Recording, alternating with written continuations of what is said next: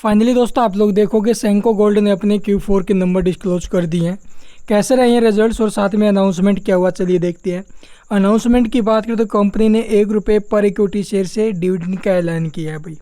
और ये जो डिविडेंड कंपनी देगी, इसकी जो एजिम होगी ना आगे, उसके 30 दिन के दौरान ये कंपनी पे कर देगी। चलिए अब इसके रिजल्ट्स देख लेते हैं और उसका जो इफेक्ट है वो कैसा रहेगा स्टॉक के ऊपर, वो चर्चा करेंगे। तो हम डिस्कस करेंगे अभी इसके जो कंसोलिडेटेड स्टेटमेंट है इसको लेकर के। ऑल फिगर मिलियन में डेटा दिया गया है, करोड़ में कन्वर्ट करेंगे भाई। बात करें टोटल इनकम की या फिर टोटल रिवेन्यू, करंट क्वार्टर में आप लोग देखोगे जो टोटल इनकम है वो है करीब 13,923 मिलियन, यानी कि 1392 करोड़ की। जबकि प्रीवियस क्वार्टर में जो इनकम थी वो 2,058 करोड़ की थी भाई।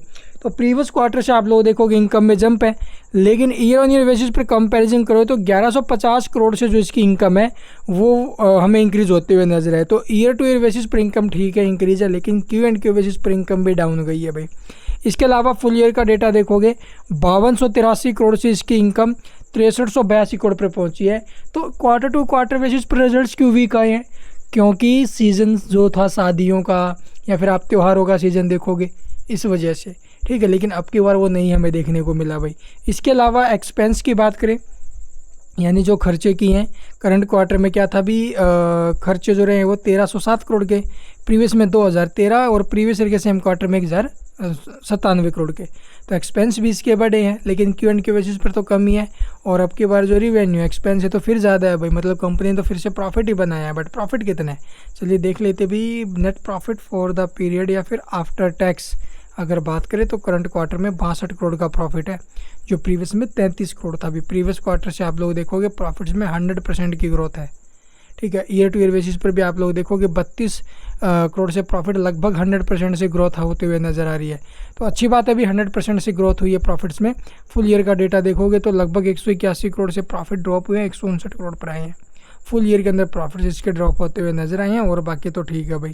इसके अलावा अगर बात की जाए, और अब की बार जो ये प्रॉफिट्स इसके इंक्रीज रहे हैं, इसके पीछे का रीज़न क्या है भाई? उसके पीछे रीज़न है ये आप लोग देखोगे भी, इसके जो एक्सपेंसल आइटम्स हैं ये आप लोग देखोगे प्रीवियस के मुकाबले अब की बार बहुत बढ़ते हुए नज़र आए हैं भाई, ठीक है।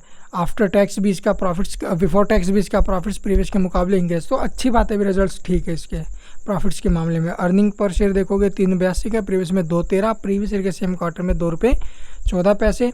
इसके अलावा ये एसेट्स वगैरह अभी बैलेंस शीट आप लोग यहाँ पर देखोगे, टोटल एसेट्स इसकी प्रीवियस के मुकाबले इंक्रीज रही है। एंड बोरिंग वगैरह अगर देखा जाए कंपनी के ऊपर जो डेट है, शॉर्ट टर्म में डेट की मैं बात करूँ तो शॉर्ट टर्म में जो कंपनी का डेट है वो आप लोग देखोगे क्या हुआ अभी, डिक्रीज हुआ है। एंड लॉन्ग टर्म में भी जो डेट है वो हमें इंक्रीज होते हुए नजर आया है। तो ठीक है, अभी फ्लैट ही है। तो ये कैश फ्लो स्टेटमेंट से वीडियो को पोस्ट करके देख लेना। नीचे में नोट्स दिए गए हैं भी ड्यूरिंग द क्वार्टर, और क्या कुछ अपडेट्स रही हैं वो यहाँ पर डेटा आपको देखने को मिल जाएगा। तो रिजल्ट्स ठीक है, इम्पैक्ट पॉजिटिव जाना चाहिए भी। रिवेन्यू जरूर इसका Q&Q बेसिस पर ड्रॉप हुआ, उसके पीछे का रीजंस मैंने आपको बता दिया। Thank you for watching the video.